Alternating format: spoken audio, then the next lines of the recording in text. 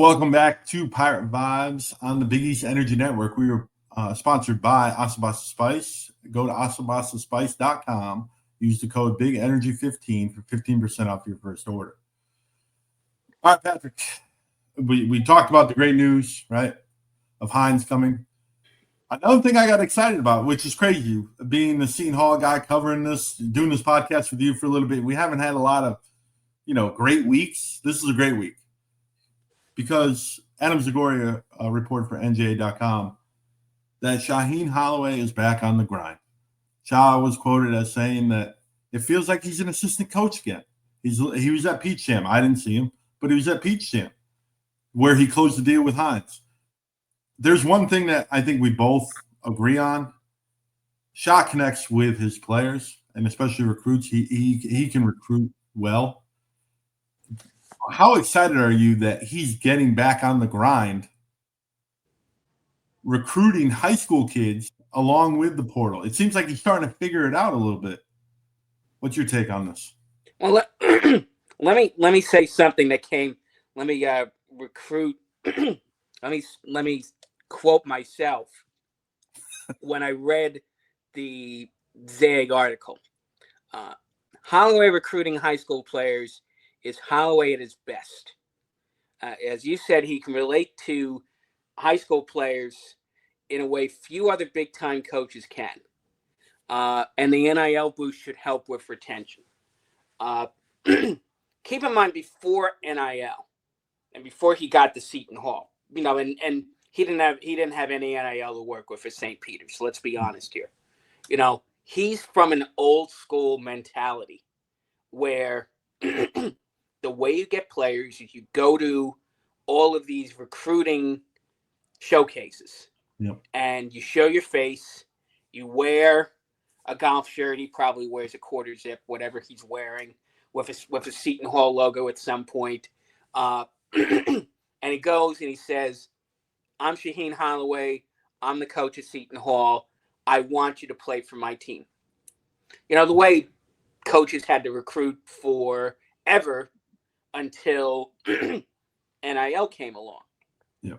You had to go, you had to show your face, you had to say, "I am interested." I mean, they all, look, everyone, Coach K did it, Roy Williams did it, every Tom Izzo does it, Bill Self at Kansas does it, Rick Pitino does it. They all do it. They all show up, they all go shake hands, and then it's a question of how do you connect? And you read some of the stories about, particularly Jerry Carino's story in the Asbury Park Press about this commitment. And, when Holloway first saw Hines, there was an immediate connection. Now, there's also some, let's say, dotted lines between Holloway and Hines, in that somebody who was key to this commitment was a guy who played for Seton Hall 10 years ago, who everyone knew and loved, Derek Gordon, who was the sixth man on the Big East championship team that featured Isaiah Whitehead and Kadeem Carrington. He was basically the glue guy. He was the guy who came off the bench, gave you a spark offensively, could hit a big jump shot if he needed it, and was just an all-around smart and capable player. Didn't have the most talent in the world, but he just laid it all on the court. And Gordon's from Plainfield. So the fact that Holloway knew Gordon from being his assistant coach at Seton Hall was something which probably impressed a guy like Hines. That, hey, Gordon's somewhat of a legend in Plainfield. And if, and he knows Holloway and Holloway wants me, that gave Holloway instant credibility that a Derek Gordon could speak up to how great things were. So that's the way you recruited back in the day. Yeah. It wasn't a matter of, okay, here's a check, here's a blank check, write the numbers in it, like AJ Disbanta got at BYU and probably to a lesser extent Cooper Flagg got at Duke. Yeah. Here, this is about a personal connection. So I think that's why Holloway's basically saying, you know what? I tried to do this NIL thing and tried to do the portal and all that other stuff, and it got me 7-25. Yeah. So now I'm going to go back to what I used to do best. I used to go on the hustle. I used to go looking for the players that nobody wanted, the Jared Rodens, the Miles Kales, Yeah. guys like that who he recruited at Seton Hall back in the day. And he figured that's the formula I need to try to get back to in order to get Seton Hall to where they were at 4 or 5 years ago. Yeah, we've talked about it a few times. You've got to be able to balance both, right? The new era of the portal and all that, keeping your guys happy. And Tony Bozzella said it last week, right? Like the first thing he did about the portal was keeping his current guys happy and then adding pieces to it. And if you continue to do that, you're going to have a successful program. And the fact that Sha is very good at recruiting the high schooler, you've got a good chance, even with a smaller payroll compared to some of the other teams in the conference, if you're able to hit home runs with the high school and then keep them happy. And I think Sha can do it. And there's a report, I know I was tagged in it. You just made a comment on Jamel Thomas, right? 3-star kid. He's got Providence. He's got Seton Hall. The fact that Sha's going out there and he's trying to connect in that article, it even says, like, I'm really excited about Sha. Like, he doesn't even know him. Like, he basically said, hey, I got to go check him out. He's obviously checked out Providence because he's got a relative there. But, like, when it comes to Seton Hall, Sha brought that guy into the door.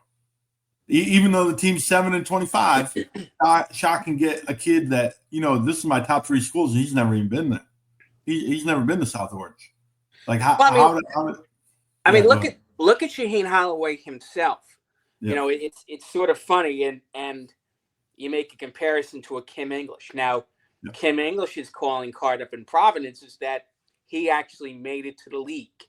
Yeah. He didn't make it long, but you got pictures of him wearing a Detroit Pistons jersey. Yeah. So he can walk in anybody. He can walk in any gym or any prospect's house or high school or wherever he's meeting these people, and he can basically break his phone out and say, this is me playing for the Detroit Pistons. Yeah. I made it to the league. I know how to get guys to the, he can show Devin Carter. He can show a couple of other guys who he has worked with in the past, who he can say, I put these guys in the league. You're Shaheen Holloway. You can take your phone out and break out a picture of you standing next to Kobe Bryant. Now, granted, that was 30 years ago, but it's still the idea that when Shaheen Holloway was, Shaheen Holloway was a pretty big deal back in the day. Yeah. And we talked a little bit about this in the episode about him being undrafted, is that if Shaheen Holloway wasn't 5'10" and was maybe 6'1" or 6'2", Holloway would have had a nice run in the NBA because he was an undersized guy. He just never made it. So, you show highlights. He can show that picture of him driving for the winning basket against Oregon and say, do you want this for your college career? If you're a Jamel Thomas and you want that for your college career, I know how to get that to you. And then how he sells himself against a guy like Kim English, or if, I don't know how well you compete against a Dan Hurley. That's an entirely different conversation altogether. But in terms of if you want to play like Shaheen Holloway played, I will show you what it takes to be at my level. And you look at the guys he developed at Seton Hall. You look at a guy like Quincy McKnight. You look even to a lesser extent at guys like Miles Powell, who were guys who he figured out how to show them the way to be good guards in college. So I think that's what he brings. He can bring a wealth of experience, not only as a player, as a coach, if you're a high school kid interested in being a player at the next level. You definitely can. I read that article, and my excitement level from the 5 from bringing in Hines went to a 10, right? Because it seems like they're starting to figure it out.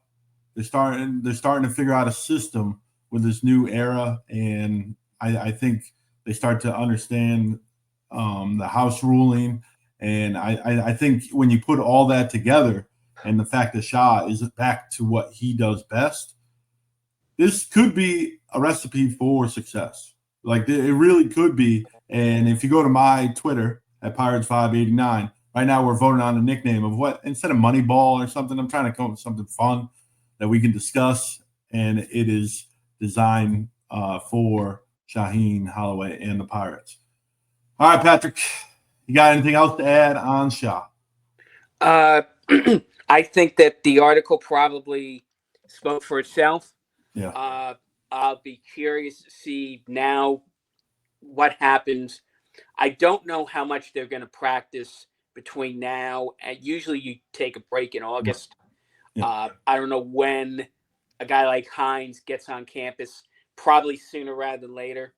And there's still plenty of time when you get between Labor Day and opening tip. You got 2 months, which in the past, that's all you usually had. You even had less time because back in the day, you couldn't practice with the head coach until the middle of October for a tip in the middle of November.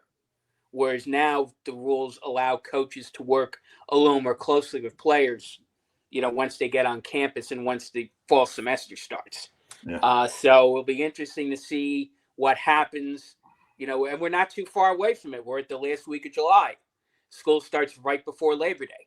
So we're less than 5 weeks away from when all the players get back on campus and we can start to get some ideas. And hopefully we see more videos of players working together and so on and so forth. And I think we talked a little bit off camera about Holloway's got to open the doors a little bit up to the fans.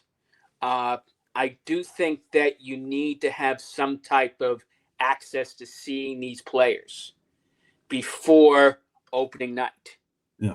Now, I guess last year he was a little bit worried that he didn't want people to see how bad his team was before opening tip and discourage everybody. But, on the other hand, maybe being in front of some fans and being in front of some audiences won't cause these guys to have stage fright when they because that was an issue the first month of the season when they're losing games to Monmouth and they're losing games to Fordham. The fact that the Fordham game was only the second time or the third time, depending on if they did it in one of the secret scrimmages, that this team had played in front of a crowd.